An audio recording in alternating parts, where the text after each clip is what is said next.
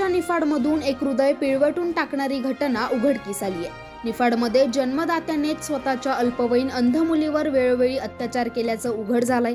पित्यानेच वेळोवेळी अत्याचार केल्याचा आरोप सिद्ध झाल्याने निफाड येथील अतिरिक्त व जिल्हा सत्र न्यायाधीश SB कोऱ्हाळे यांनी आरोपीस 25 वर्ष कारावास व 25,000 रुपये दंड अशी शिक्षा ठोठावली आहे।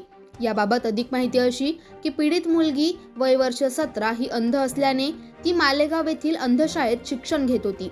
शिक्षणादरम्यान सुट्टीच्या कालावधीत सदर अंध पीडित मुलगी निफाड या मूळ गावी येत असे। त्या दरम्यान तिचे वडील वेळोवेळी तिच्या अंधपणाचा फायदा घेत तिला धमकावत तिच्यावर लैंगिक अत्याचार करत होते। पीडित मुलगी मालेगाव येथील शाळेत दाखल झाल्यावर तिची नियमित वैद्यकीय तपासणी करताना पीडित मुलगी ही गरोदर असल्याचे निदर्शनास आले।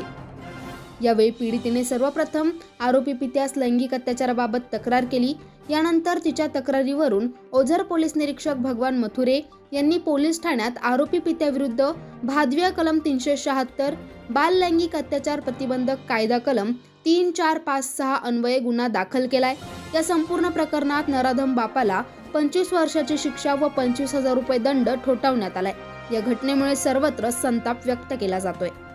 उत्तर महाराष्ट्र न्यूज नेटवर्कसाठी सद्दाम पिंजारी, ओझर।